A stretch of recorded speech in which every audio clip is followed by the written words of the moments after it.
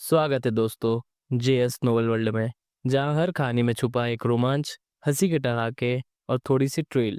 तो तैयार हो जाइए, क्योंकि अब शुरू होने वाला है एक नया किस्सा जो आपको ले जाएगा हंसी और रोमांच से भरी इस दुनिया में।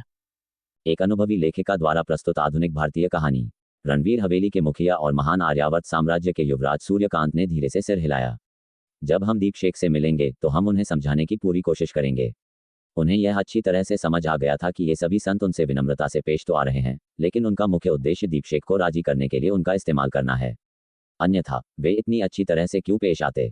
इसके अलावा उनके पास कोई और विकल्प नहीं था और वे इन संतों के साथ मोलभाव नहीं कर सकते थे। युवराज सूर्यकांत को खुद फैसला लेते देख रणवीर परिवार के सदस्यों ने आगे कुछ भी कहना बंद कर दिया। मूल साधु ने अपने शिष्य शाश्वत को इशारा किया। शाश्वत ने संकेत समझा, पलटा और कुछ ही देर में कुछ लोगों को अपने साथ ले आया। इन लोगों को देखकर रणवीर परिवार के सदस्य कुछ असमंजस में पड़ गए, लेकिन अभिनव और नीरज हक्के बक्के रह गए, क्योंकि उन्होंने उनमें कुछ जाने पहचाने चेहरों को पहचान लिया था। ये रणवीर परिवार के वे पूर्वज थे जो पहले त्रय अमर लोक आए थे, और उनके चित्र अभी भी कुल मंदिर में थे। मूल साधु के परिचय से दोनों पक्षों को तुरंत एहसास हुआ कि वे सब रणवीर परिवार से ही हैं। वरुण ने विपुल और अन्य लोगों को साथ लिया और तुरंत सम्मान से झुक गए, और अभिनव तथा नीरज को भी सिर झुकाकर प्रणाम करना पड़ा। हालांकि वे मृत्युलोक में रहने के कारण इन पूर्वजों से उम्र में बड़े हो सकते थे, लेकिन उनके सामने खड़े लोग पद और रक्त संबंध में अभी भी उनके पूर्वज थे। कुल मंदिर के अंदर कई पूर्वजों की वीर आत्माएं बाहर उड़कर आई ताकि वे रणवीर परिवार के इन सदस्यों को देख सके जो अमर द्वार में थे। सभी संत उन्हें एक दूसरे को पहचानने का धैर्यपूर्वक इंतजार करने लगे। मूल साधु ने प्रक्षेपण को हटा दिया, क्योंकि कई बातें पहले ही पवित्र भवन में रणवीर परिवार के सदस्यों को समझाई जा चुकी थीं, और अब दीप शेख को सावधानी से समझाने का काम उन्हीं पर छोड़ दिया गया था। एक रात गुजर गई। अगले दिन मूल साधु ने समूह का नेतृत्व किया और सभी संत उनके साथ थे, जो दीप शेख की तलाश में आकाश के एक निश्चित स्थान की ओर बढ़ चले। जल्द ही दीप शेख से मिलने के विचार से हर कोई थोड़ा उत्साहित था। रश्मि ने अपनी तलवार को कसकर पकड़ लिया, उनके दिल में भावनाओं का सैलाब उमड़ रहा था। 100 साल से अधिक समय के बाद वह आखिरकार दीप शेख से फिर से मिलने जा रही थी। थोड़े समय बाद आकाश को लगातार पार करते हुए संतों ने ब्रह्मांड को बदल दिया, और ऐसी शक्ति ने फिर से समूह की आंखें खोल दी। जैसे ही एक भव्य संत पर्वत उनके सामने प्रकट हुआ, मूल साधु ने अपनी गति धीमी कर दी और समूह को धीरे धीरे नजदीक उड़ने का नेतृत्व किया। संत पर्वत पर दीप शेख पर्वत की चोटी का निर्माण कर रहे थे। एक शक्तिशाली आदि आत्मा के साथ उन्होंने बहुत पहले ही आसपास के वातावरण को घेर लिया था। जब मूल साधु और अन्य लोग दरार से पार हुए तो उन्होंने उनकी उपस्थिति को महसूस कर लिया था। आखिरकार सभी संतों के एक साथ इकट्ठा होने के कारण उनका आभा बहुत स्पष्ट था। हालांकि सभी संतों के आभा के अलावा दीप शेख ने तुरंत कई परिचित आभाओं को देखा। वह चौंके बिना नहीं रह सके। तुरंत खुशी से देखते हुए उन्होंने एक ही पल में युवराज सूर्यकांत, रश्मि और अन्य लोगों को देखा। उनके अलावा उन्होंने चाचा दीपक, चाचा अभिनव और यहाँ तक कि चाची हीरा रानी को भी देखा, जिन्होंने बचपन से ही उनकी देखभाल की थी। और वह छोटा मोटा लड़का, वह इतना मोटा ताज़ा कैसे हो गया? वरुण को, जो अब मध्यम आयु वर्ग के और गोल मटोल थे, देखकर दीप शेख कुछ हैरान थे। अगर उनका आभा नहीं बदलता तो शायद वह उन्हें पहचान भी नहीं पाते। परिवर्तन बहुत बड़ा था। जैसे ही वे नजदीक आए, सभी ने दीप शेख को देखा और तुरंत उन्हें पहचान लिया। दीप शेख में ज्यादा बदलाव नहीं आया था। उनकी साधना के स्तर के व्यक्ति के लिए सहस्राब्दियों तक युवा दिखना संभव था। यदि कोई संत शर्मिंदा न हो तो वे दसियों हजार वर्ष के बूढ़े संत भी खुद को बच्चों के रूप में प्रस्तुत कर सकते हैं। दीप शेख को देखकर पहले से ही मध्यम आयु वर्ग के वरुण अपनी उत्तेजना को रोक नहीं पाए। उनकी आंखें नम हो गईं और वह सीधे दीप शेख की ओर दौड़ पड़े। युवराज सूर्यकांत की आंखें सूक्ष्म रूप से गर्म हो गईं, फिर भी वह संयमित रहे। उनके दिल में बस एक ही विचार था, ये बच्चा वास्तव में थोड़ा भी नहीं बदला है, वही चिर परिचित रूप। रश्मि ने अपने होंठ हल्के से काट लिए। आंसू टूटे मोतियों की तरह उनके गालों पर लुढ़क आए और वह धीरे धीरे दीप शेख की ओर तैरने लगी, मानो उन्हें डर हो कि अगर वह बहुत तेजी से चलेंगी तो सपना टूट जाएगा। उनके बगल में लीना उस आकृति को शून्य में ताक रही थी। जैसे कि उन्होंने अनगिनत मूर्तियां देखी थीं, हालांकि कुछ बदलाव थे, वे स्पष्ट नहीं थे। वह और भी सुंदर, वीरतापूर्ण भावना से भरपूर एक अद्वितीय दीप्तिमान आभा के साथ थे, जो किसी भी मूर्ति में नहीं आ सकता था। यह उनका भाई है। जल्द ही लीना ने रश्मि की उपस्थिति पर ध्यान दिया। हालांकि वह उनके पीछे थी, लेकिन उनकी दिव्य दृष्टि देख सकती थी कि वह महिला दिल खोलकर रो रही थी। उन्हें ऐसा महसूस हुआ जैसे उनके दिल को जोर से छेद दिया गया हो। वरुण, रश्मि, उन्हें नजदीक आते देख दीप शेख ने अपना निर्माण कार्य रोक दिया, खुशी से उनका अभिवादन करने गए। फिर उन्होंने आगे मूल साधु और सभी संतों को देखा, तुरंत कारण समझ गए। हालांकि इस पल वह नहीं चाहते थे कि संत उनके मूड को प्रभावित करें। बहरहाल उन्हें फिर से देखना एक खुशी थी। दीप, मुझे तुम्हारी बहुत याद आई। वरुण सीधे दीप शेख के गले लगकर जोर जोर से रोने लगे। एक मजबूत मध्यम आयु वर्ग के व्यक्ति के रूप में दिखते हुए भी वह एक बच्चे की तरह थे, भावुक शब्द कह रहे थे। दीप शेख थोड़े हैरान थे, लेकिन उन्होंने आगे कोई पूछताछ नहीं की। उन्हें हल्का सा महसूस हुआ कि इस छोटे व्यक्ति का समय अच्छा नहीं चल रहा था। रणवीर परिवार के सदस्यों में एक सुंदर महिला, एक परिष्कृत केशपिन के साथ और एक शांत नज़र के साथ इस दृश्य को देखकर दंग रह गई। वह वरुण की पत्नी थी, हाल ही में रणवीर परिवार में शादी करके आई थी। उन्होंने सुना था कि वरुण की महान आर्यावर्त के एकमात्र देव सेनानी से गहरी दोस्ती थी, वे एक दूसरे को भाई कहते थे। उन्होंने सोचा था कि यह वरुण की अपनी डींगे हैं। आखिरकार वरुण की प्रतिभा दुर्लभ प्रतिभा से एक कदम कम थी, उस देव सेनानी से तुलना करना तो दूर की बात थी। खास तौर पर जब कुछ समय बाद वरुण अचानक उदास हो गए, रोजाना शराब पीने लगे। जब उन्होंने कारण पूछा तो उन्होंने जवाब नहीं दिया। वह और भी असंतुष्ट होती गईं, अक्सर खुद को उनका मजाक उड़ाने से रोक नहीं पाती थीं और समय के साथ उनका वैवाहिक संबंध काफी बिगड़ गया था। अचानक उनकी आंखों के सामने ऐसा दृश्य सामने आया। वह अजेय युवक, महान आर्यावर्त का देव सेनानी, समस्त स्वर्ग का अपराजित, उनके दिखने में बेकार पति को गले लगा रहा था। रो मत, मैं अभी भी यहीं हूँ। दीपशेख ने धीरे से उनके कंधे पर थपथपाया, धीरे से उन्हें सांत्वना दी। इस पल रश्मि भी चलकर आई, उनकी आंखें आंसुओं से भरी थीं, केवल उत्साह भरी नजर से दीपशेख को ताक रही थीं। दीपशेख ने ध्यान दिया कि वह भी कुछ हद तक बदल गई थी। वह आज्ञाकारी लड़की जो उनके पीछे तलवार लेकर खड़ी रहती थी, अब एक परी की तरह एक दिव्य आभा बिखेर रही थी और अधिक सुंदर और मनमोहक। दीपशेख ने उन्हें देखकर मुस्कुराया और कहा, इन वर्षों में तलवारबाजी में कोई प्रगति हुई? रश्मि को अपनी नाक में झंझनाहट महसूस हुई और उन्होंने कहा, मैं आपका इंतजार कर रही थी कि आप मुझे फिर से तलवारबाजी सिखाएंगे। दीपशेख को अपने सीने में एक अवर्णनीय गर्मी महसूस हुई और जैसे कि उनकी आंखों में रेत हो, वह मुस्कुराए और कहा, इस बार मैं तुम्हें समस्त स्वर्ग की सबसे मजबूत तलवारबाजी सिखाऊंगा। रश्मि ने अपना होंठ काट लिया, चुपचाप दीपशेख को देखने लगी। समस्त स्वर्ग की सबसे मजबूत तलवारबाजी की तुलना में वह बस अपने सामने खड़े युवक का पीछा करना, रोजाना धूप में बैठना, सादा भोजन करना चाहती थी और अगर तलवार न भी हो तो कोई फर्क नहीं पड़ता था। इस पल अन्य लोग भी धीरे धीरे दीपशेख के सामने उड़कर आए। दीपशेख ने चारों ओर देखा और पाया कि हालांकि समय की नक्काशी के तहत कई लोग बदल गए थे, लेकिन उनकी भवें और आंखें अभी भी काफी परिचित थीं। चाचा अभिनव, चाचा नीरज, चाची। चारों ओर देखते हुए दीपशेख ने अचानक ध्यान दिया कि चाचा दीपक उनमें नहीं थे और बिना पूछे नहीं रह पाए, चौथे चाचा कहाँ हैं? अभिनव को उम्मीद नहीं थी कि दीपशेख को अभी भी पुराने चौथे चाचा याद हैं और उन्हें महसूस हुआ कि उनके सामने खड़ा युवक वास्तव में तब का बच्चा ही था। उन्हें भावनाओं का सैलाब महसूस हुआ और आंखों में आंसू लिए उन्होंने जवाब दिया। आपके अमर द्वार में प्रवेश करने के कुछ ही समय बाद चौथे चाचा हर जगह भटकते रहे और शायद ही कभी रणवीर हवेली लौटे, इसलिए वह इस बार नहीं आए। दीपशेख समझ गए, उन्होंने सुना था कि चौथे चाचा को युवावस्था में स्वतंत्र रूप से घूमना पसंद था, वह अत्यंत अनियंत्रित थे। मूल रूप से मैं संत पर्वत बनाने के बाद आप सभी को ढूंढने की योजना बना रहा था। चूंकि आप जल्दी आ गए हैं, यह अच्छा है, मैं आपको अपने बनाए संत पर्वत को दिखाऊंगा। आने वाले दिनों में आप सभी यहाँ रह सकते हैं। तुरंत दीपशेख ने सभी को संत पर्वत पर उतरने के लिए बुलाया। उन्होंने विशेष रूप से सभी के बसने के लिए एक शानदार स्थान चुना। भीड़ में युवराज सूर्यकांत और राजेश्वरी ने ध्यान दिया कि दीपशेख की नज़र उन पर से गुजर गई, जिससे उनके भाव थोड़े बदल गए और उनकी आंखें नम हो गईं। लीना ने देखा कि इस भाई ने उन्हें देखा भी नहीं, जिससे उन्हें नुकसान की एक अस्पष्ट भावना महसूस हुई, लेकिन साथ ही एक क्रोध भी उमड़ पड़ा। उन्होंने महसूस किया कि दीपशेख ने न केवल उन्हें नज़रअंदाज किया, बल्कि अपने माता पिता को भी पूरी तरह से अनदेखा कर दिया। दीपशेख ने सभी को बसने के लिए आमंत्रित किया। यह स्थान एक अत्यंत विशाल खुला मैदान था, जो कई इमारतों को समायोजित करने में सक्षम था। दीपशेख ने अभी तक कोई संरचना नहीं बनाई थी, उनका इरादा था कि वे आने के बाद अपनी पसंद के आंगन का निर्माण करें। दीपशेख को युवराज सूर्यकांत और रश्मि के साथ हंसते बातें करते देख, फिर भी किनारे पर खड़े अपने माता पिता को पूरी तरह से नजरअंदाज करते हुए लीना आखिरकार सहन नहीं कर पाए और जोर से चिल्ला पड़ी। दीपशेख ने भौहें सिकोड़ी एक सुंदर युवक को देखकर हैरान हुए। उन्होंने बहुत पहले ही ध्यान दिया था कि इस व्यक्ति का आभा रणवीर परिवार में सबसे मजबूत था, जो साधना हृदय लोक के चरम पर था, लेकिन उनके लिए ये सब महत्वहीन थे। लीना ने क्रोध में बोल दिया और जैसे ही उन्होंने बात पूरी की, उन्हें अचानक पछतावे का ठंडा पसीना महसूस हुआ। साथ ही उन्होंने ध्यान दिया कि आसपास का वातावरण तुरंत शांत हो गया, यहाँ तक कि भयावह चुप्पी की हद तक। इससे पहले मुस्कुराते हुए वरुण, चाची हीरारानी और अन्य लोगों ने उन्हें चिंता और बेचैनी के साथ देखा और साथ ही चुप्पी भी। उस अभिव्यक्ति ने लीना को अत्यंत असहज महसूस कराया, यहाँ तक कि जब उन्होंने अतीत में गलतियां की थीं या मुसीबत खड़ी की थी, तब भी उन्होंने उन्हें इस तरह नहीं देखा था। जब आप इस समस्त स्वर्ग पवित्र धाम में अच्छी तरह से रह रहे हैं, तो आपने इन सभी वर्षों में अपने माता पिता से मिलने मृत्युलोक में क्यों नहीं आए? क्या आप जानते हैं कि वे आपको कितना याद करते हैं? हालांकि अंदर से बेचैनी महसूस हो रही थी, फिर भी उन्होंने जोर दिया और दांत पीस कर कहा। बचपन से उन्हें उस व्यक्ति की परछाई के रूप में देखा गया था, यहाँ तक कि उनके माता पिता की आंखों में भी वे अक्सर विचारों में खोए रहते थे। उन्होंने महसूस किया कि जैसे जैसे वह बड़े हुए, ये स्पष्ट रूप से किसी और की याद दिलाता था। जो उन्होंने हताश होकर चाहा लेकिन कभी हासिल नहीं कर पाए, किसी और ने आसानी से धारण कर लिया। अब यहाँ तक कि एक उदासीन व्यवहार भी प्रदर्शित कर रहा था, वह इसे सहन नहीं कर पाए। माता पिता दूसरे के संबोधन को सुनकर दीपशेख की आंखें चमक उठी और वह तुरंत समझ गए।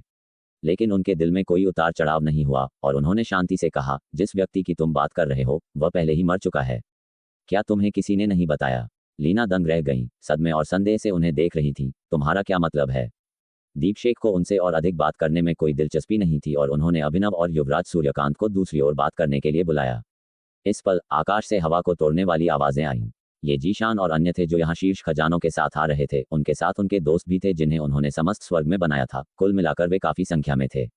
दीपशेख, हम यहाँ हैं। जीशान और अन्य दीपशेख के सामने उतरे। पास में रणवीर परिवार के सदस्यों को भी देखा। उन्हें कुछ हद तक परिचित महसूस हुआ लेकिन याद नहीं कर पाए, यह मानते हुए कि वे दीपशेख के दोस्त थे।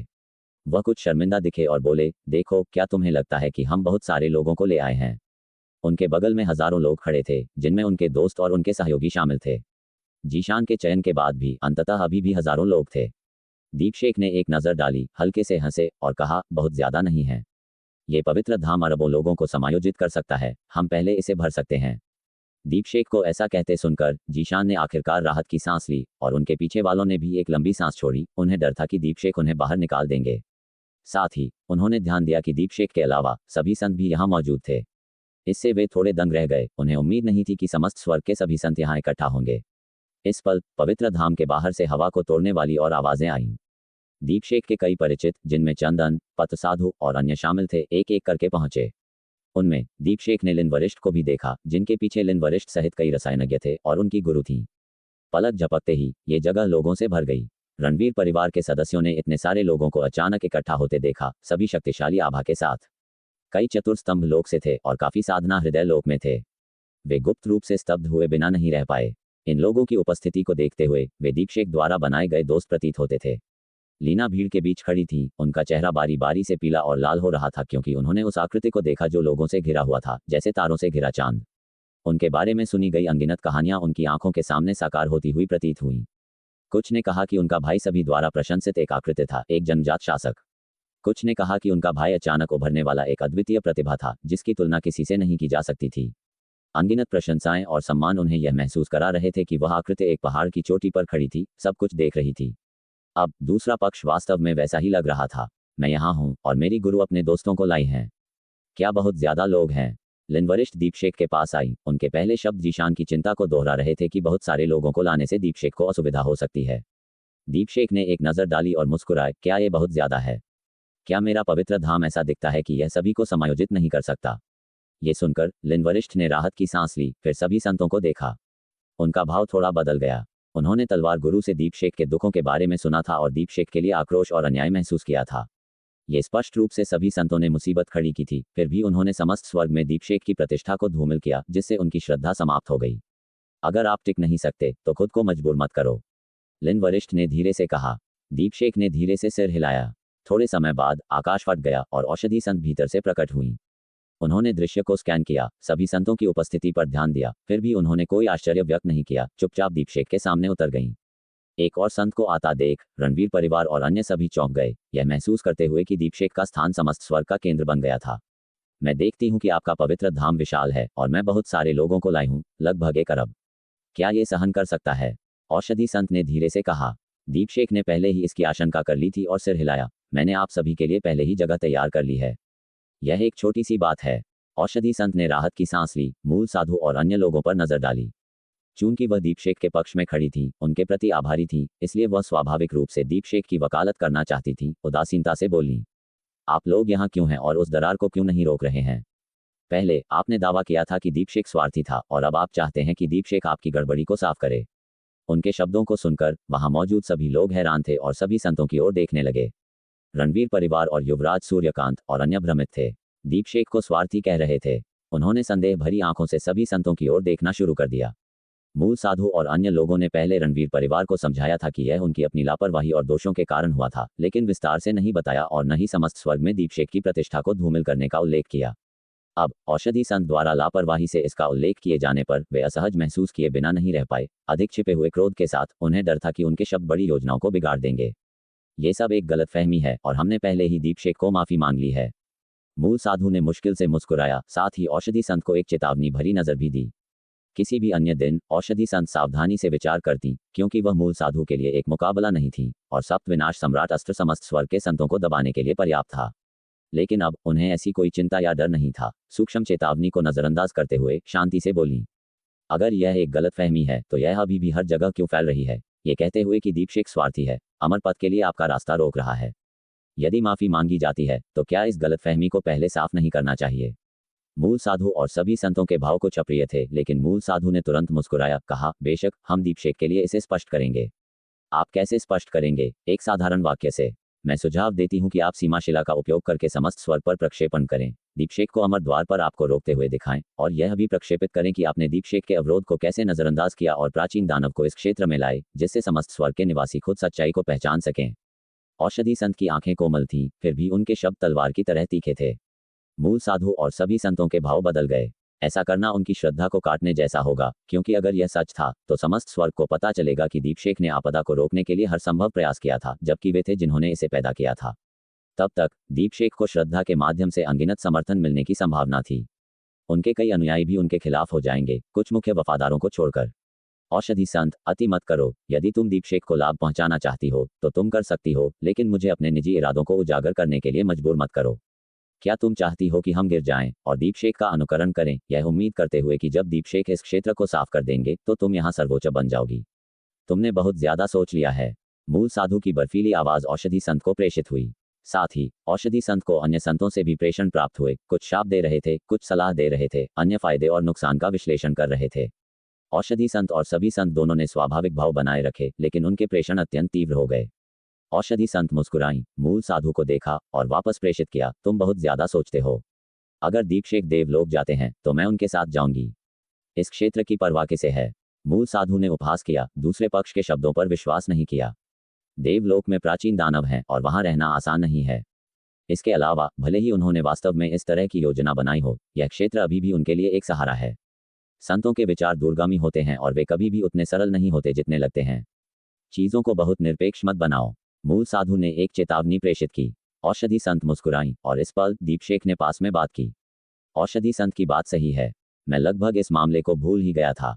सभी को कोई आपत्ति है? दीपशेख को बोलते देख मूल साधु और सभी संतों ने एक दूसरे को देखा, उनके भाव अप्रिय हो गए। वे जल्दी से एक दूसरे से चर्चा के लिए प्रेषित करने लगे। क्या आप रणवीर परिवार के इन पूर्वजों और दीपशेख के बीच के संवादों को आगे जानना चाहेंगे? कहानी का प्रवाह यहाँ से शुरू होता है। कोई समस्या नहीं। मूल साधु ने समस्त संतों की सहमति ली और अंततः वीर का अनुरोध मान लिया। कुछ ही देर में खड्ग गुरु वहां पहुंचे। उन्होंने वहां का दृश्य देखकर हंसते हुए कहा, यहाँ तो खूब चहल पहल है। मूल साधु ने वीर से कहा, हाउतियान पूज्य, आपका पवित्र धाम बहुत विशाल है, अरबों लोगों को समायोजित करने के लिए पर्याप्त है। हमारे यहाँ आने से आपको कोई बाधा नहीं होनी चाहिए। चिकित्सा संत ने कहा, पहले किए गए वादे पूरे नहीं हुए हैं, केवल सहमत होना पर्याप्त नहीं है। मूल साधु ने उन पर दृष्टि डाली, गहरी सांस ली और तुरंत समस्त संतों के साथ चर्चा शुरू कर दी। उन्होंने वादा किया कि कल तक समस्त स्वर्ग में सच्चाई उजागर हो जाएगी। वीर ने उन्हें रोकने का आग्रह नहीं किया, उन्हें विदा कर दिया और फिर अपना एक अंश जी परिवार यान्य के लिए जगह व्यवस्थित करने हेतु प्रेषित किया, जबकि उनकी वास्तविक देह शून्य में उड़कर पवित्र धाम का निर्माण जारी रखने लगी। अगला दिन आया। जैसे ही एक एक सीमाशिला प्रकाशित हुई, समस्त स्वर्ग के संसारों में रहस्यमय द्वार के सामने का दृश्य प्रतिबिंबित हो गया।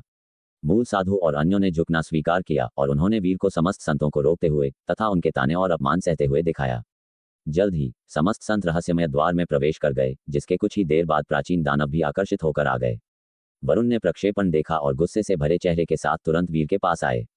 उन्होंने कहा, वीर, वे कितने नीच हैं। रश्मि और सम्राट भी वीर के लिए चिंता से भरे चेहरों के साथ दौड़े चले आए। वीर ने उनके भाव देखे, थोड़ा असहज महसूस किया और हंसकर बोले, ये सब छोटी मोटी बातें हैं, महज अफवाहें, मुझ पर कोई असर नहीं डालेंगी। सम्राट ने आह भरी, वे कहते हैं कि अफवाहें समझदार लोगों से रुक जाती हैं, लेकिन यदि उन्हें फैलाने वालों का अधिकार बहुत अधिक हो तो झूठ को भी सच बताया जा सकता है। वीर ने सिर हिलाया, उन्होंने इन बातों को दिल पर नहीं लिया। इसी क्षण उन्होंने शून्य में अनगिनत भक्ति ज्वालाओं को एकत्रित होते हुए देखा। एक संत ने दांत पीसे और दुख भरे स्वर में कहा, चलो अब वीर को ढूंढते हैं, अब उन्हें कुछ नहीं कहना चाहिए। मूल साधु समस्त संतों को लेकर निकलने ही वाले थे, तभी आदिम पवित्र भूमि के ऊपर आकाश में अचानक एक दरार खुली और उसमें से एक लहूलुहान आकृति नीचे गिरी। वह एक संत थे, पर रक्त से सने हुए थे और उनकी दिव्य अस्त्र पोशाक फटी हुई थी। एक कांपती हुई चीख गूंजी। जैसे ही संत गिरे, उन्होंने मूल साधु और समस्त संतों को देखा और हड़बड़ी में बोले, जल्दी जल्दी दिव्य नरेश को बचाओ, प्राचीन दानवों में से एक भयानक इकाई यहाँ आ गई है। मूल साधु का दिल दहल गया, उनका रक्त रुक सा गया, उनकी सांस घुट गई। उन्होंने पूछा, क्या हुआ? कहीं अमर द्वार टूट तो नहीं गया? संत ने समस्त संतों के चेहरे पर आए बदलाव को देखकर जल्दी से सांस ली और कहा, नहीं, अमर द्वार नहीं टूटा है, उस पर शक्तिशाली प्राचीन दानवों ने आक्रमण कर दिया है। ये वही द्वितीय स्तर के प्राचीन दानव होने चाहिए जिनके बारे में हाउतियान पूज्य ने बात की थी, और वे एक से ज्यादा हैं। चलो, मूल साधु ने बिना किसी हिचकिचाहट के तुरंत समस्त संतों को आगे बढ़ाया। जैसे ही वे प्राचीन कक्ष में प्रवेश कर जटिल रास्तों और उपकक्षों से गुजरते हुए दरार तक पहुंचे। दरार के बाहर 3 प्राचीन दानव 7 संतों के साथ लड़ रहे थे, जबकि दरार के भीतर से एक तेज लाल रोशनी निकल रही थी, जिसके अंदर गहरा काला कुहासा घूम रहा था। मूल साधु का चेहरा अचानक बदल गया। उन्हें थोड़ा आश्चर्य हुआ, यह उम्मीद नहीं थी कि प्राचीन दानव दरार के बाहर तक लड़ते हुए आ जाएंगे। उन्होंने कहा, जल्दी करो, मदद करो। समस्त संतों ने एक के बाद एक कार्रवाई की और तुरंत तीनों प्राचीन दानवों पर हमला किया, जबकि मूल साधु, धर्म के पवित्र गुरु, नाम संत, मो परिवार के संत और कई परम संतों को लेकर दरार के भीतर के तारों भरे आकाश में चले गए। धधकती लाल रोशनी विनाशकारी आभा बिखेर रही थी। ये दिव्य नरेश का क्षेत्र था। इस क्षण अपने क्षेत्र में दिव्य नरेश अस्त व्यस्त थे, उनका कवच रक्त से सना था और वे कुछ थके हुए लग रहे थे।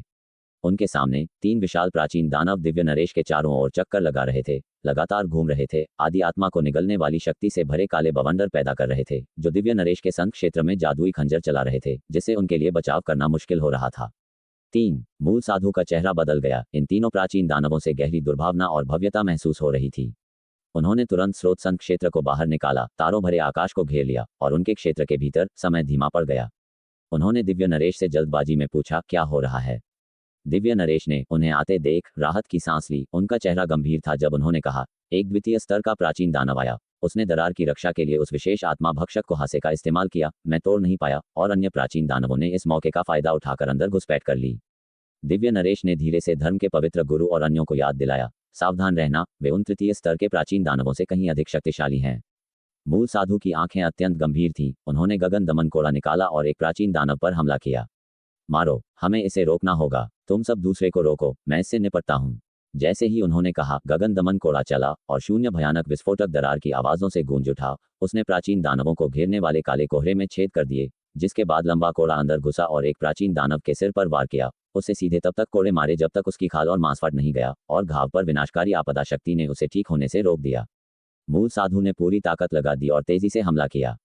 इस द्वितीय स्तर के प्राचीन दानव की चोट ने उसे और भी क्रोधित कर दिया, जिससे वह एक तीखी चीख निकालने लगा। उसके पूरे शरीर पर काली लपटें दिखाई दी और उसके पीछे एक बवंडर जैसी काली छाया उभर आई। उस काली छाया के घूमने से एक शक्तिशाली चूषण बल ने मूल साधु को ऐसा महसूस कराया जैसे उनकी आदि आत्मा बाहर खींची जा रही हो, जिससे गगन दमन कोड़े की शक्ति काफी कम हो गई। धड़ाम, मूल साधु अचानक भड़क उठे। उनकी आंखों से ठंडी नीली रोशनी निकली। उनकी आदि आत्मा और शरीर अचानक विलीन हो गए और उन्होंने एक कोड़ा मारा। प्राचीन दानव का शरीर फट गया। विनाशकारी आपदा शक्ति ने उसके मांस को ठीक होने से रोक दिया। इस सफल वार के बाद जैसे ही मूल साधु ने राहत की सांस ली, उन्होंने देखा कि फटे हुए शरीर से गहरा कुहासा फैल रहा है। कुहासे से आत्मा भक्षक शक्ति निकल रही थी, जो संक्षारक रक्त की तरह थी, जिसे छूना असंभव था। गर्जना। इसी समय अमर द्वार की दरार पर एक धीमी गर्जना फिर से सुनाई दी। तुरंत एक और विशाल द्वितीय स्तर का प्राचीन दानव अंदर के काले कुहासे से बाहर निकला। अपने सामने का दृश्य देखकर वह प्राचीन दानव तेजी से दहाड़ा और मूल साधु की ओर बढ़ा। मूल साधु की पुतलियां थोड़ी सिकुड़ गईं। शून्य में 2 दिनों के अथक प्रयास के बाद वीर ने अंततः पवित्र धाम का निर्माण पूरा कर लिया। पवित्र धाम का निर्माण पूरा होने पर उन्होंने पवित्र धाम के भीतर एक अवतार छोड़ा और फिर अपने विशेष गुणों का उपयोग करके एक अंधकार पक्ष का प्रतिरूप भी बनाया। उन्होंने उस प्रतिरूप को एक खंडित अमर खड्ग सौंपा। यदि तृतीय स्तर का प्राचीन दानव सामना करता तो अंधकार पक्ष का प्रतिरूप उसे मार सकता था। इन कार्यों को पूरा करने के बाद वीर ने आदि आत्मा को पूरे पवित्र धाम पर फैला दिया और फिर महान आर्यावर्त साम्राज्य के लोगों को पवित्र धाम में लाने के लिए मृत्युलोक जाने की योजना बनाई। जैसे ही वीर कार्य करने वाले थे, चिकित्सा संत अचानक गंभीर भाव के साथ उनके पास आई और बोली, हाउतियान पूज्य, कुछ हुआ है। मुझे अभी खबर मिली है कि कई छोटे संसारों पर प्राचीन दानवों ने हमला किया है। मैंने मो संत द्वारा दिए गए सहस्रमुख गुड़िया का उपयोग करके प्राचीन कक्ष की जांच की और रास्ते में पीछे हटे हुए मूल साधु और समस्त संतों से मिली। मो संत ने मुझे बताया कि प्राचीन कक्ष पर प्राचीन दानवों ने कब्जा कर लिया है और दरार को सील नहीं किया जा सकता। उन्होंने अपनी पूरी कोशिश की है। वीर ने अपनी भौहें सिकोड़ी और पूछा, क्या प्राचीन दानवों में कोई बड़ा भी है? चिकित्सा संत ने सिर हिलाया। मूल साधु ने बताया कि द्वितीय स्तर के प्राचीन दानवों ने आक्रमण किया, जिसका वे सामना नहीं कर सके, पहल खो दी, जिसके परिणामस्वरूप 7 या 8 संतों का पतन हुआ है।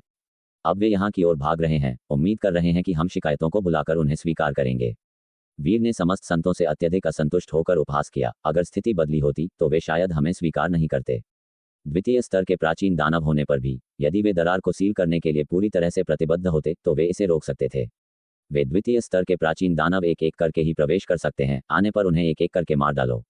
मैंने पहले ही उन्हें द्वितीय स्तर के प्राचीन दानवों की भयावहता के बारे में सूचित कर दिया था, फिर भी उन्होंने केवल एक हिस्से को दरार की रखवाली के लिए छोड़ा, जबकि बाकी लापरवाही से भागते रहे। अंत में उन्हें नुकसान महसूस होने पर ही दर्द का एहसास होता है। वीर ने थोड़ा सिर हिलाया। मदद मांगने का दावा कर रहे हैं, फिर भी यहाँ विपदा खींच ला रहे हैं। उन्होंने संत पर्वत को घेरे हुए आदि आत्मा को वापस ले लिया, फिर पर्वत के शिखर पर ऊंचे आकाश में खड़े हो गए, चिकित्सा संत से दिशा बताने को कहा और चुपचाप इंतजार करने लगे। चिकित्सा संत खुद को रोक नहीं पाई और पूछा, क्या आपका इरादा उनकी सहायता करने का है? वीर ने सरलता से कहा, उन्हें जीवित रखने से वे किसी काम आ सकते हैं। जल्द ही आकाशीय दरारों से एक समूह उनकी ओर लगातार बढ़ता हुआ दिखाई दिया।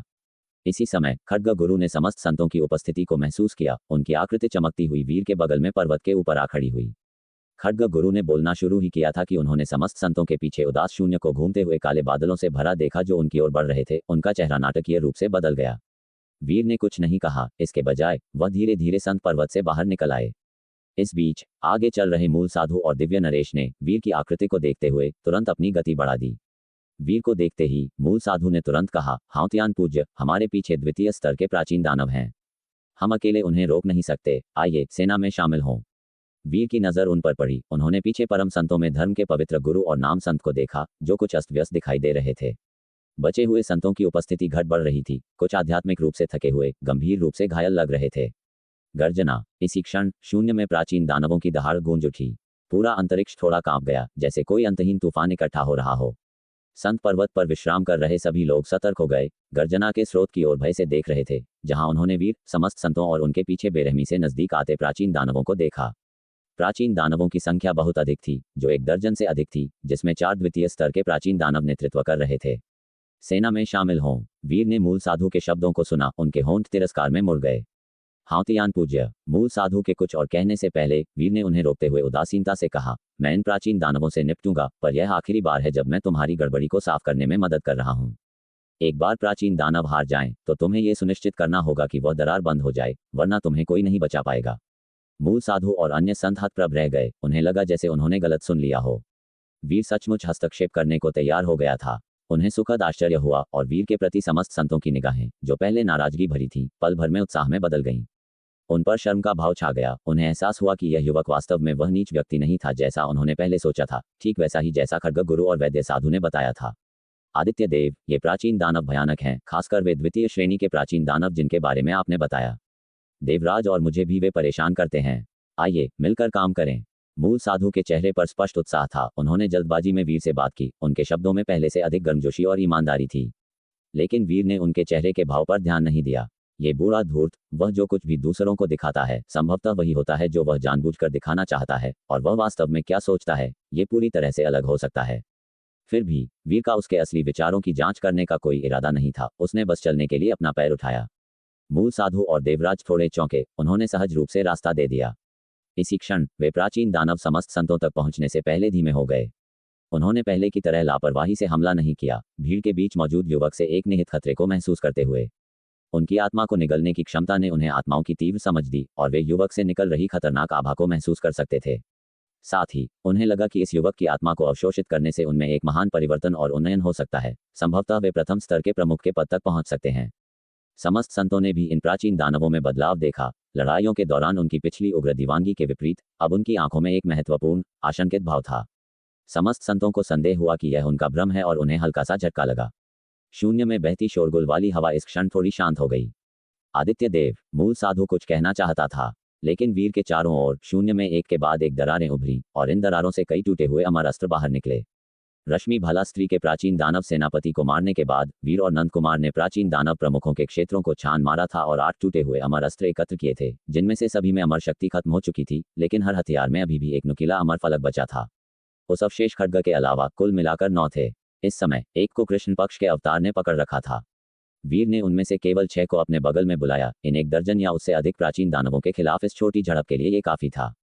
ये टूटे हुए प्राचीन अमर अस्त्र वीर के चारों ओर एक पहिए की तरह घूमते थे, जैसे कि वह स्वर्ग और पृथ्वी द्वारा नियत स्वामी हो। एक प्रभावशाली उपस्थिति को प्रोजेक्ट करते हुए जो समस्त संतों को महत्वहीन पृष्ठभूमि जैसा दिखाती थी, जबकि वह विशाल प्राचीन दानवों के सामने खड़ा था। उसका चींटी जैसा दिखने वाला शरीर शानदार दिव्य प्रकाश और शक्ति बिखेर रहा था। ये दृश्य संत पर्वत पर शरण लिए हुए अनगिनत लोगों को हक्का बक्का कर गया। वीर, वीर बेटा, वरुण के परिवार ने भी ये देखा और अपने मुंह ढक लिए। उनकी आंखें विस्मय से भरी थीं। इस क्षण प्राचीन दानवों ने वीर से निकल रहे खतरे को और मजबूत होते महसूस किया, और अंत में विरोध करने में असमर्थ होकर उन्होंने दहाड़ लगाई और वीर की ओर दौड़े। जैसे ही आत्मा को निगलने वाली काली धुंध फैली, प्राचीन दानवों के पीछे ब्लैक होल जैसे भंवर उभरे, जिनसे भयानक निगलने की शक्ति निकल रही थी। समस्त संतों ने महसूस किया कि उनकी आदि आत्माएं उनके भीतर डोल रही हैं, मानो उनके शरीर से बाहर निकलकर उन भंवरों में अवशोषित होने वाली हों। हालांकि वीर के चारों ओर घूम रहे 6 टूटे हुए अमर अस्त्र अचानक बाहर निकल गए। प्राचीन दानवों के शरीरों को काटने की कुशल अनुभूति वीर के मन में स्पष्ट रूप से दिखाई दी, और एक पल में आदि आत्मा द्वारा संचालित होकर अमर अस्त्रों ने अत्यधिक गति से वार किया, बहते हुए प्रकाश जैसी परछाइयों के साथ तेजी से निकल गए। यहाँ का शून्य सत्य लोक जितना ठोस नहीं था, जहाँ अमर अस्त्र गुजरे, वहाँ सभी की निगाहें हथियारों का साथ नहीं दे पाईं, फिर भी उन्होंने शून्य में खुली काली निशानों की लकीरें देखीं। काले निशानों के उभरने के साथ प्राचीन दानवों के शरीर एक साथ फट गए। उनका मांस तुरंत अकड़ गया, जैसे अरबों वोल्ट बिजली से मारा गया हो, कठोर हो गया। एक पल बाद एक काली आभा से भरी आदि आत्मा प्राचीन दानवों के शरीर के भीतर से बाहर निकली। इससे पहले कि प्राचीन दानवों की आदि आत्मा प्रतिक्रिया कर पाती, वीर की आदि आत्मा पहले ही ऊपर उठ चुकी थी। युवक के शरीर से निकलते हुए एक दिव्य प्राणी की तरह सुनहरी रोशनी बिखेरते हुए प्राचीन दानवों के शरीरों की ओर गोता लगा रही थी। उसकी आदि आत्मा सुनहरी है। समस्त संत वीर की आदि आत्मा को स्पष्ट रूप से नहीं देख सके, उसकी गति बहुत तेज थी, लेकिन वे देख सकते थे कि आदि आत्मा सुनहरी रोशनी उत्सर्जित कर रही थी, जिसने उन्हें सदमे से भर दिया। इसके अलावा उन्होंने महसूस किया कि वीर की आदि आत्मा में एक भयानक आत्मा का दबाव था, जो उनकी चरमलोक आदि आत्माओं से कहीं अधिक था। धमाका! आदि आत्मा के वार से वे 4 द्वितीय श्रेणी के प्राचीन दानव पहले चपेट में आए। वीर की आदि आत्मा के एक हाथ के वार से वे टुकड़े टुकड़े हो गए। फिर एक सुनहरी चाप चमकी, तृतीय श्रेणी के प्राचीन दानवों की आदि आत्माओं में गोता लगाते हुए, और पलक झपकते ही जैसे ही चाप खत्म हुई, प्राचीन दानवों की आदि आत्माएं सभी फट गईं और बिखर गईं। स्वर्ग और पृथ्वी के बीच सन्नाटा छा गया। प्राचीन दानवों की दहाड़ें, जो कल की तरह गूंज रही थीं, अब पूरी तरह से अवास्तविक लग रही थीं। वीर ने अपना हाथ उठाया, 6 टूटे हुए अमर खगों को वापस अपने ब्रह्मांडीय क्षेत्र में इकट्ठा कर लिया। जैसे ही वे क्रम से लौटे और समस्त संत धीरे धीरे होश में आए, लेकिन शून्य में बिना हिले डुले प्राणहीन 1 दर्जन या उससे अधिक प्राचीन दानवों को देखकर समस्त संत अवाक रह गए। उनके चेहरे अविश्वसनीय सदमे से भरे थे। इससे पहले प्राचीन सभा में उन्होंने वीर को एक तृतीय श्रेणी के प्राचीन दानव को तुरंत मारते हुए देखा था, लेकिन उन्हें लगा था कि ऐसा इसलिए हुआ क्योंकि वीर ने अपनी पूरी ताकत लगा दी थी। उन्हें उम्मीद नहीं थी कि इस क्षण बस अपना हाथ उठाने से 1 दर्जन और प्राचीन दानव वीर द्वारा पलक झपकते ही मार दिए जाएंगे। ये सब इतनी तेजी से हुआ। मूल साधु और देवराज कुछ खोए हुए थे। हालांकि वे जानते थे कि वीर शक्तिशाली था, उन्हें उम्मीद नहीं थी कि वह इतना भयानक होगा। पूरी तरह से सुनहरी आदि आत्मा एक ऐसी छवि थी जिसे वे अपने दिमाग से मिटा नहीं सकते थे। वीर ने अपना हाथ उठाया, 1 दर्जन प्राचीन दानवों को अपने ब्रह्मांडीय क्षेत्र में इकट्ठा कर लिया। पलक झपकते ही घटाटोप आसमान फिर से साफ हो गया और प्राचीन दानवों के भयानक शव गायब हो गए। संत पर्वत पर सभी ने इस दृश्य को स्तब्ध होकर देखा। वे भयानक प्राचीन दानव वास्तव में आदित्य देव द्वारा पलक झपकते ही नष्ट कर दिए गए थे, जो कि सरासर अपमानजनक था। अब तुम्हें अपनी गलतियों का प्रायश्चित करने के लिए प्राचीन सभा में वापस जाकर अपने कर्तव्यों को निभाना चाहिए। वीर मुड़ा और संतों और मूल साधु को ठंडा होकर संबोधित किया। मूल साधु अपनी स्तब्धता से बाहर निकले। तभी उन्हें समझ आया कि वीर ने पहले उनके साथ मिलकर काम करने के प्रस्ताव को क्यों अस्वीकार कर दिया था। इन प्राचीन दानवों से निपटने के लिए वीर को उनकी मदद की बिल्कुल भी जरूरत नहीं थी। थोड़ी देर रुकने के बाद मूल साधु के चेहरे पर उत्साह दिखाई दिया और उन्होंने वीर से कहा, आदित्य देव, अगर आपके पास ऐसी शक्ति है तो हमें छिपने की जरूरत नहीं है। ये प्राचीन दानव बस तोड़ नहीं पाएंगे। वीर की आंखें ठंडी हो गईं जब उसने कहा, क्या मैंने पहले स्पष्ट रूप से नहीं समझाया? ये सिर्फ द्वितीय श्रेणी के प्राचीन दानव हैं। यदि उनका प्रमुख प्रथम श्रेणी का प्राचीन दानव है तो मैं भी केवल इससे बच ही पाऊंगा। वह एक वास्तविक सत्य अमर स्तर का अस्तित्व है और उनके पीछे और भी भयानक सेनापति हैं जो अमर द्वार को भी नष्ट कर सकते हैं। वीर की बातें सुनकर सभी को ऐसा लगा जैसे उन पर ठंडा पानी डाल दिया गया हो, जिससे वे तुरंत शांत हो गए। क्या सचमुच कोई रास्ता नहीं है? एक संत ने कांपते हुए कहा। वीर ने उस व्यक्ति पर नजर डाली, उदासीनता से कहा, अगर तुम अभी भी खुद को संत मानते हो तो अपनी जिम्मेदारियों को उठाओ। एकमात्र रास्ता दरार को सील करना और बाहर से अमर सेना के सुदृढ़ीकरण का इंतजार करना है। अगर वे आ गए तो हम सब बच सकते हैं, अगर नहीं तो मैं भी तुम्हारे साथ नष्ट हो सकता हूँ। वीर की यह बात सुनकर सभी संतों को दुख हुआ। उन्हें अमर पथ को तोड़ने के अपने पिछले फैसले पर गहरा अफसोस हुआ, लेकिन समय को वापस नहीं मोड़ा जा सकता था। अब जाओ, यहाँ समय बर्बाद मत करो। वीर ने अपना हाथ हिलाया। मूल साधु और देवराज थोड़े हिचकिचाए, इससे पहले कि मूल साधु ने धीमी आवाज में कहा, हम अपनी गलतियों का बोझ उठाएंगे।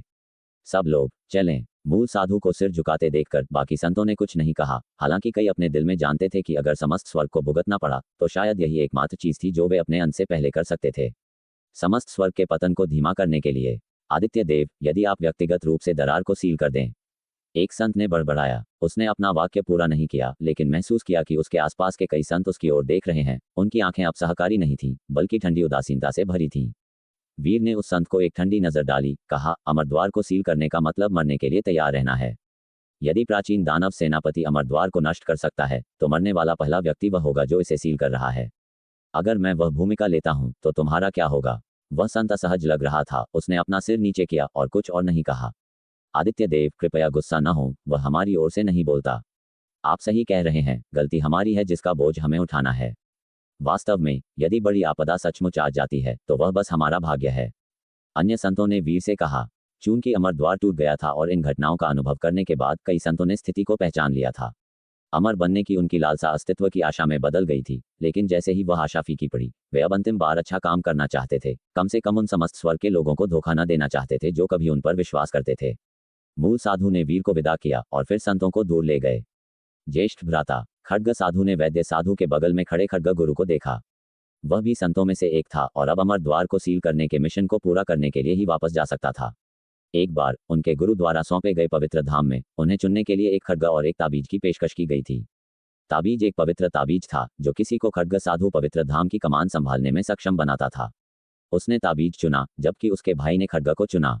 बाद में उसने गुरु के खड्ग साधना का उत्तराधिकार प्राप्त किया, जबकि उसके भाई ने अपनी खुद की खड्ग साधना विकसित की। अब एक और चुनाव का सामना करते हुए उसने एक बार फिर अपने भाई से एक अलग रास्ता अपनाया, और इस बार यह एक अंतिम विदाई हो सकती है। खड्ग गुरु ने खड्ग साधु को देखा। उनकी आंखें जटिलता से भरी थीं, लेकिन उन्होंने बात नहीं की, केवल पछतावा और आहट व्यक्त की। जैसे ही मूल साधु, देवराज और सभी संत चले गए, वीर ने अपनी निगाह हटाई और पवित्र धाम की ओर वापस मुड़ गया। वैद्य साधु ने एक जटिल अभिव्यक्ति के साथ देखा। कभी कल्पना नहीं की थी कि वीर इतना दुर्जय होगा। अब समझ गए थे कि वह अमरद्वार के बाहर 12 साल तक क्यों जीवित रहा। अगर वे अधिक तर्कसंगत होते, आपकी प्रतिभा के साथ, यदि आप अमर बनने के चरण तक पहुंच जाते, तो ये दुनिया अपनी वर्तमान दयनीय स्थिति में नहीं होती। वैद्य साधु ने आह भरी। वीर ने सिर हिलाया, जानता था कि पिछली घटनाओं को बदला नहीं जा सकता, ऐसी चर्चाओं को व्यर्थ बनाते हुए। ये पवित्र धाम मैं अस्थायी रूप से तुम दोनों को सौंपता हूं। कहीं और प्राचीन दानवों के हमले होते दिख रहे हैं। ऐसा लगता है कि इससे भी अधिक भाग निकले हैं, इसलिए मैं पहले इससे निपटूंगा, वीर ने उन दोनों से कहा। वैद्य साधु क्षण भर के लिए स्तब्ध रह गया। उसे छोटी दुनिया पर प्राचीन दानवों द्वारा हमला किए जाने की रिपोर्ट मिली थी, फिर भी उम्मीद नहीं थी कि वीर भी जागरूक होगा। अपना ध्यान रखना, वैद्य साधु ने उसे आग्रह किया। हालांकि बोलने के बाद उसे एहसास हुआ कि उसने कुछ अनावश्यक कहा होगा और वीर पर मुस्कुराई। वीर ने अपने बगल में खड्ग गुरु को विदा किया और फिर मुड़कर चला गया। वह बता सकता था कि अन्य दुनिया पर प्राचीन दानवों द्वारा हमला किया जा रहा था, क्योंकि उसने देखा कि भक्ति ज्वाला काफी कम हो रही थी। ये दर्शाता है कि उस पर विश्वास करने वाले कई लोग आपदाओं का सामना कर रहे थे। चूंकि संतों को दर्जनों प्राचीन दानवों द्वारा यहाँ पीछा किया गया था, अमरद्वार के बिना किसी के ध्यान के समस्त स्वर्ग में और भी अधिक प्राचीन दानव प्रवेश कर रहे होंगे। झपट्टा, वीर तेजी से बाहर उड़ गया। उसका मन स्वर्ग और पृथ्वी के साथ विलीन हो गया। स्वर्गीय मार्ग के अस्पष्ट इरादों को महसूस कर रहा था। जल्द ही खगोलीय भविष्यवाणियों के माध्यम से उसे मार्गदर्शन और दिशा मिली। वह तुरंत निकटतम छोटी दुनिया में पहुंचा। जैसे ही वह पहुंचा, वीर को प्राचीन दानवों की परिचित गंध आई। हजारों प्राचीन दानवों का उपभोग करने के बाद वीर उनकी गंध से बहुत परिचित था। इस छोटी दुनिया के भीतर एक निश्चित राजवंश में काले बादल ऊपर मंडरा रहे थे। जैसे एक प्राचीन दानव की विशाल छाया आसमान में फैल गई। उसका आत्मा निगलने वाला क्षेत्र नीचे के शहरों और भूमि पर फैल गया।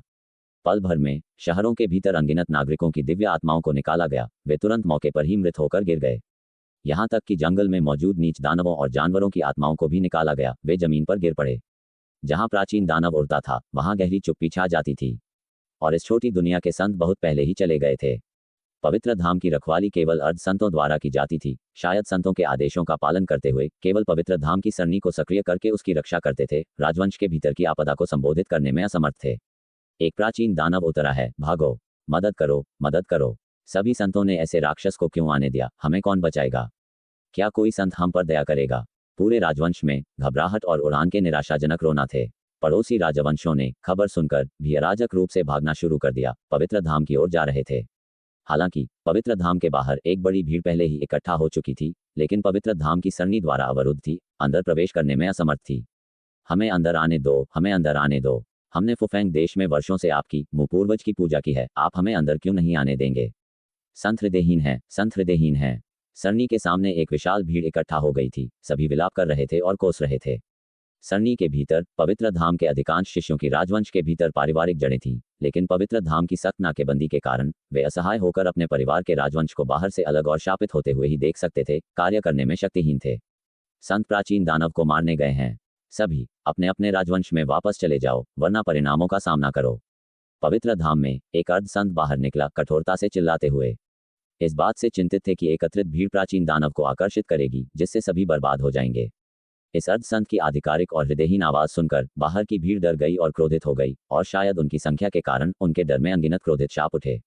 ये देखकर अर्ध संत का चेहरा गहरा हो गया। उसने दांत पीसते हुए कहा, अंतिम चेतावनी, पवित्र धाम से 3000 मील पीछे हट जाओ, वरना पवित्र सरनी को सक्रिय करने और बिना दया के मारने के लिए हमें दोष मत देना। जैसे ही वह बोला, उसने बुजुर्गों को बुलाया और बढ़ते संत पद की शक्ति को पवित्र सरनी में प्रवाहित किया। सरनी ने एक राजसी और विशाल चमक उत्सर्जित की। इस संत की शक्ति के दबाव में भीड़ में कई घबरा गए, कोसते और रोते हुए भागने के लिए मुड़ गए। सामने के लोग भाग गए, जबकि विभिन्न राजवंशों से और लोग पीछे से इकट्ठा होते रहे।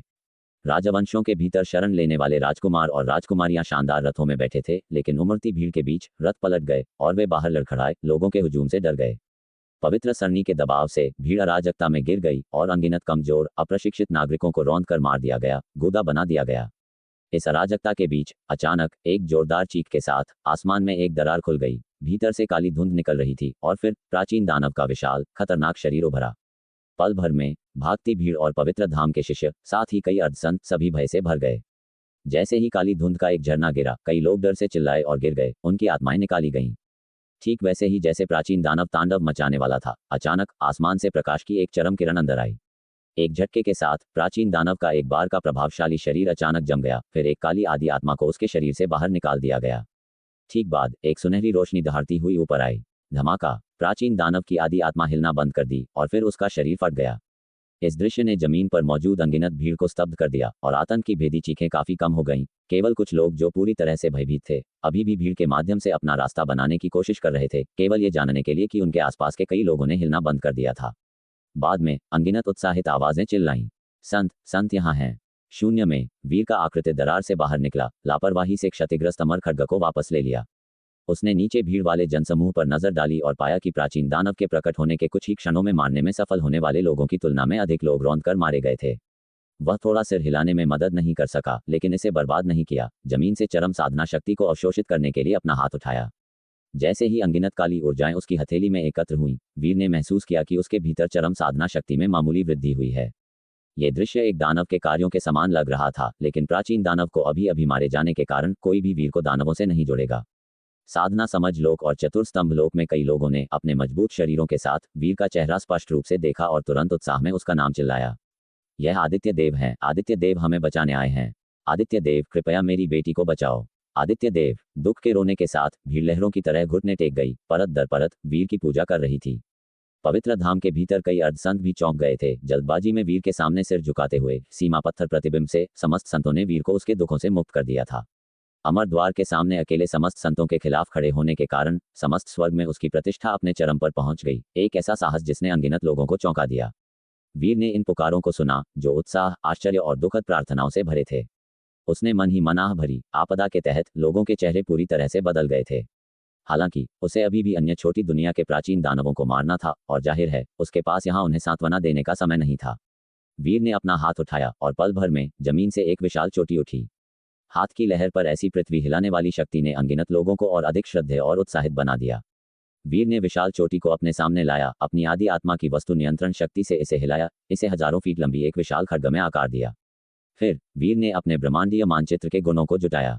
पहले नश्वर दुनिया में उसने एक युद्ध बैनर पर ब्रह्मांडीय मानचित्र गुणों का उपयोग किया था, उस पर अपना निशान छोड़ दिया था, जो उसकी शक्ति का 50% संघनित कर सकता था।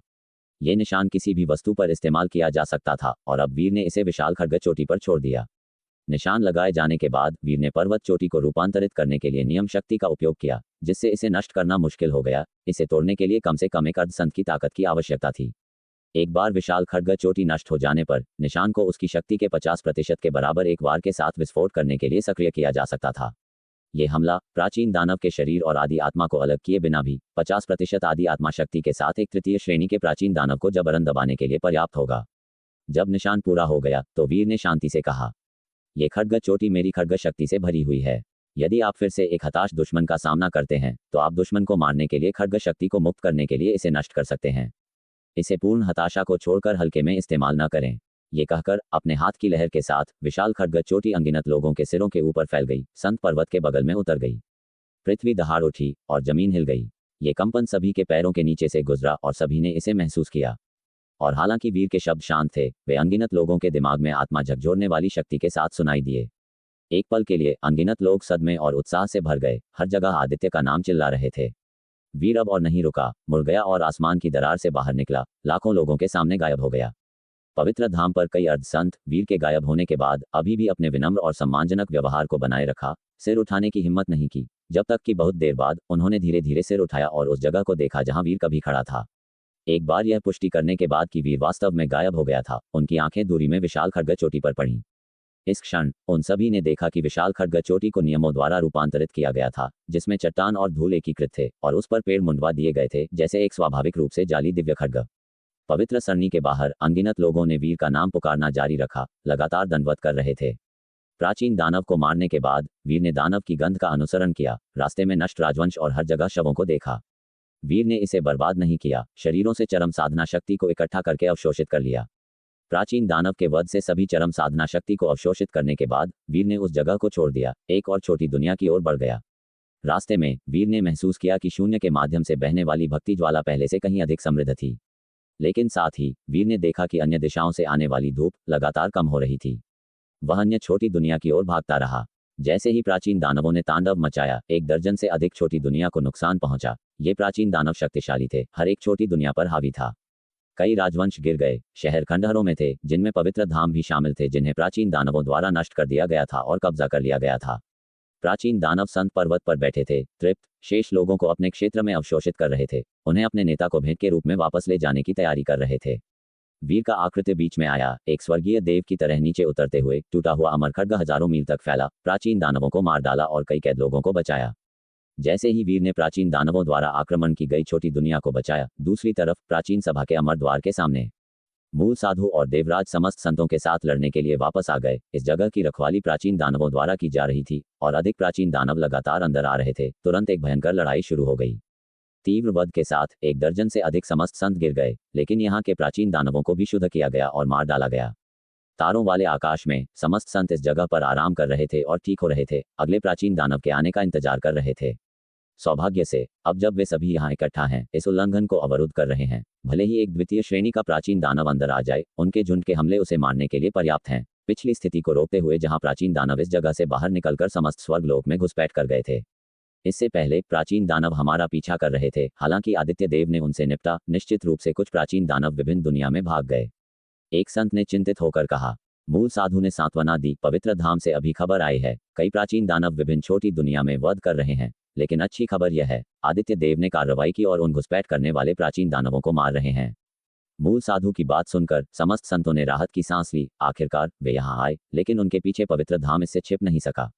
इसके अलावा उनके बिना रखवाली के प्राचीन दानव सरणी की अनदेखी करेंगे और तब तक पवित्र धाम के शिष्यों का अपनी मर्जी से वध किया जाएगा और उत्तराधिकार नष्ट हो जाएगा। आदित्य देव, समस्त संतों के मन में वीर के प्रति जटिल भावनाएं थीं, अवर्णनीय। मूल साधु ने अपने बगल में आराम कर रहे देवराज को देखा, उनकी आंखें थोड़ी टिमटिमाईं। देवराज अपनी दिव्य खड्ग सम्राट अस्त्र को चमका रहे थे, मानो सोच रहे हों। मूल साधु की निगाह को महसूस करते हुए उन्होंने नजर डाली, फिर थोड़ी आंखें मूंदी, ध्वनि प्रसारित करते हुए, कोई अन्य विचार मत पालो, मुझे बस आश्चर्य है कि तुम यहाँ रखवाली कर रहे हो। मूल साधु ने वापस प्रसारित किया। देवराज बुराई से घृणा करते हैं और समस्त स्वर्ग के प्रति घृणा रखते हैं, और उन्हें आश्चर्य हुआ कि अब वह इस जगह की रखवाली के लिए उनके साथ गठबंधन करेंगे। देवराज ने ठंडी सांस ली, जवाब नहीं दिया। मूल साधु मुस्कुराया, फिर अपने बगल की सीढ़ियों पर बैठ गया। धीरे धीरे अमर द्वार को घूर रहा था, जहां दानवी शक्ति धीरे धीरे घुसपैठ कर रही थी। इस बीच दूर देव स्रोत पवित्र धाम में मूल साधु की गुफा के गहरे अंदर एक छिपी हुई बाधा के पीछे एक फूल खिल रहा था, जो एक बहुरंगी धुंधली चमक उत्सर्जित कर रहा था। फूल का पिस्टल इस क्षण कसकर बंद था, लेकिन अचानक फूल धीरे से कांप उठा और धीरे धीरे खुल गया। अंदर एक आकृति मुड़ी हुई थी, पूरी तरह से नग्न, गर्भ में एक बच्चे की तरह, फिर भी एक युवक की पतली उपस्थिति के साथ। युवक धीरे धीरे ऊपर रेंग गया, उसके ऊपर चमकदार रोशनी प्रतिबिंबित हो रही थी, पैटर्न जैसी लग रही थी, लेकिन जैसे ही वह बैठ गया, ये रोशनी उसके शरीर में समा गई। अगर वह अमर द्वार टूटता है तो ऐसा लगता है मैं केवल अमर पूर्वज के अवशेष स्थल में शरण ले सकता हूँ। युवक ने खुद से फुसफुसाया, उसकी निगाह शांत चमक बिखेर रही थी। वह उठा और जैसे ही प्रकाश एकत्र हुआ, मूल नियमों ने एक दिव्य वस्त्र का एक सेट बनाया जिसे उसने पहना। मूल साधु से 7-8वां समानता रखता था। वह फूल के पिस्टल से बाहर निकला और फूल की पत्तियों पर प्रकाश तुरंत मंद हो गया और मुरझा गया। वह मुड़ा और अपना हाथ हिलाया। एक तेज चमक एक फलक की तरह चमकी, फूल के तने को काट दिया। फिर मिट्टी में दबे जड़ के दूसरे हिस्से को देखा। उसकी आंखें टिमटिमाई जैसे ही उसने आसपास की जमीन को कई दर्जन फीट तक फैलाकर खोदा। फिर उसने इसे ब्रह्मांडीय क्षेत्र में इकट्ठा कर लिया। झपट्टा, युवक मुड़ा और चला गया, चुपचाप गुफा से बाहर उड़ गया, देव स्रोत पवित्र धाम को छोड़कर। शून्य में आने के बाद वह चुपचाप एक दिशा में चला गया। बहुत देर के बाद वह शून्य में एक प्रसिद्ध निषिद्ध क्षेत्र में पहुंचा। ये निषिद्ध क्षेत्र अत्यंत खतरनाक है, अनगिनत घातक खतरों को छिपाता है और यहाँ तक कि इसे तलाशने वाले संतों को भी नष्ट होने का खतरा है। यहाँ पहुंचकर युवक न तो रुका और न ही हिचकिचाया, मानो जगह से परिचित हो। सभी प्रकार के निषेधों और खतरों से बचते हुए जैसे ही वह अंदर की गहराई में बढ़ा, रास्ते में तलाशने और नष्ट हो चुके संतों के अनगिनत शवों और हड्डियों को देखते हुए उसके मुंह के कोने पर डिस्डेन की एक हल्की मुस्कान दिखाई दी। निषिद्ध क्षेत्र के दिल में एक प्राचीन सभा थी। सभा के सामने विदेशी जानवरों की मूर्तियां बैठी थीं। राजसीता की आभा उत्सर्जित कर रही थी, दिव्य आकर्षण से भरी थी, मानो किसी भी क्षण पुनर्जीवित होने के लिए तैयार हों। इसके अलावा एक मूर्ति थी जिसका एक हाथ गायब था, काई से ढका हुआ था, फिर भी यह शून्य में घूरता हुआ प्रतीत होता था। जैसे ही कोई पास आता था, एक ठंडा एहसास आता था। अमर पूर्वज, युवक ने मूर्ति को देखा, उसकी आंखों में उदासी की एक झलक थी। मुझे मरना नहीं चाहिए, मुझे अभी भी अमर देव रक्त रेखा को संरक्षित करने की जरूरत है। अमरता की खेती करने के लिए सत्यलोक में जाओ और अमर पूर्वज की महिमा को बहाल करो। युवक ने धीरे से फुसफुसाया, उसकी आंखें तेज हो गईं। वह जीर्ण शीर्ण अमर महल के अंदर कदम रखा और प्रवेश करने पर उसने 7 क्षयकारी कंकालों को देखा। सभी प्रवेश द्वार पर एक लटकती मुद्रा में बैठे थे। ये 7 कंकाल सभी समान बैठने की मुद्राओं में थे, समान हड्डी के आकार के साथ, और यदि कोई बारीकी से देखता तो वे चौंक जाते कि हड्डियां सभी समान थीं, जैसे कि वे एक ही व्यक्ति हों। युवक ने 7 क्षयकारी कंकालों पर नजर डाली, फिर अमर महल में कदम रखा। कुछ देर बाद अमर महल का बड़ा दरवाजा चरमराया और कसकर बंद हो गया। कहीं और, समस्त स्वर्गलोक के नीचे तैरते शून्य में, सबसे निचले हिस्से में, यहाँ दिन के उजाले के बिना अंधेरा है। यहाँ तक कि तारों की रोशनी भी प्रवेश नहीं कर सकती। इतनी काली है कि आप अपने सामने अपना हाथ नहीं देख सकते, जिसे 33 स्वर्गों से परे 9 पाताल भी कहा जाता है। क्या आप इन बचे हुए प्राचीन दानवों के खिलाफ वीर के अगले कदमों के बारे में जानना चाहेंगे, या कहानी के किसी अन्य पात्र पर ध्यान केंद्रित करना चाहेंगे? ठीक। तो दोस्तों, ये था आज का सफर जीएस नोवेल वर्ल्ड के साथ, जहां हर कहानी में होता है ट्विस्ट और थोड़ी सी मस्ती। अगर आपको मज़ा आया हो तो लाइक, शेयर और सब्सक्राइब करना ना भूलें। मिलते हैं अगले एपिसोड में। तब तक बने रहिए जेएस नोवेल वर्ल्ड के अद्भुत दुनिया के साथ।